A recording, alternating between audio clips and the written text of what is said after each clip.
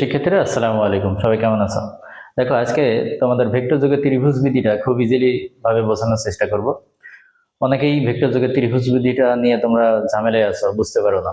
তো ভেক্টর যুগের ত্রিভুজ বিধিটা কি? তার মানে আমি এখানে ভেক্টরের যোগ করব, তাই না, ত্রিভুজের ক্ষেত্রে। তো খেয়াল করো, এটাকে যদি আমি খুব ইজি ওয়েতে বোঝাতে চাই, মনে করো তুমি যেখানে আছো এটা তোমার নিজের অবস্থান, হতে পারে সেটা গাজীপুর।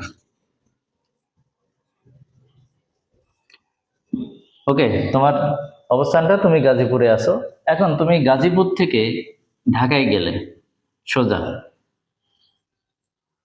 এখন তোমার টার্গেট এই ঢাকা থেকে কক্সবাজার যাওয়ার।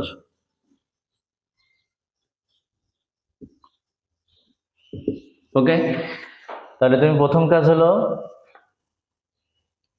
তুমি গাজীপুর থেকে ঢাকায় গেছো, ঢাকা থেকে কক্সবাজার। তাহলে তোমার আলটিমেট দূরত্ব অতিক্রম যেটা করছো সেটা হলো এইখান থেকে গাজীপুর থেকে কক্সবাজার। ওকে, কিন্তু তোমার যাত্রার পথটা ছিল এরকম, তুমি গাজীপুর থেকে ঢাকা গেছো, ঢাকা থেকে কক্সবাজার। কিন্তু তোমার মোট যে দূরত্বটা অতিক্রম করছো সেটা অ্যাকচুয়ালি গাজীপুর থেকে কক্সবাজার।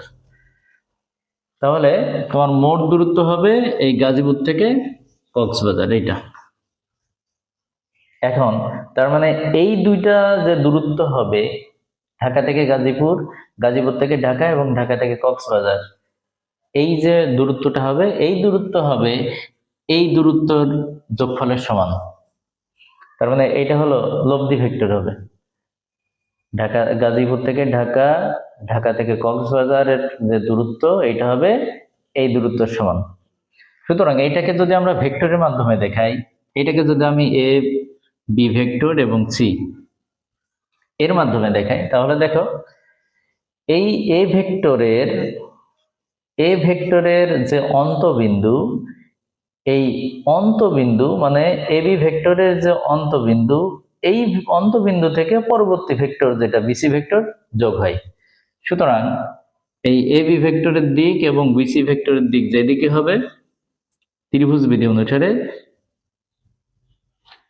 এই এসি ভেক্টরের দিক হবে তার বিপরীত দিকে। তো আমি এবি ভেক্টর এবং বিসি ভেক্টর দুটো যোগ করলাম, যোগ করার পরে আলটিমেট আমার যোগ করতে হয় প্রথম ভেক্টরের আদি বিন্দু এবং দ্বিতীয় ভেক্টরের অন্তবিন্দু। এই দুইটা বিন্দু যোগ করলেই ওই দুইটা ভেক্টরের যোগফল পাওয়া যায়। সুতরাং আমরা এখান থেকে লিখতে পারি এবি ভেক্টর যোগ বিসি ভেক্টর সমান সমান এসি ভেক্টর। এই দুইটা ভেক্টরের যোগ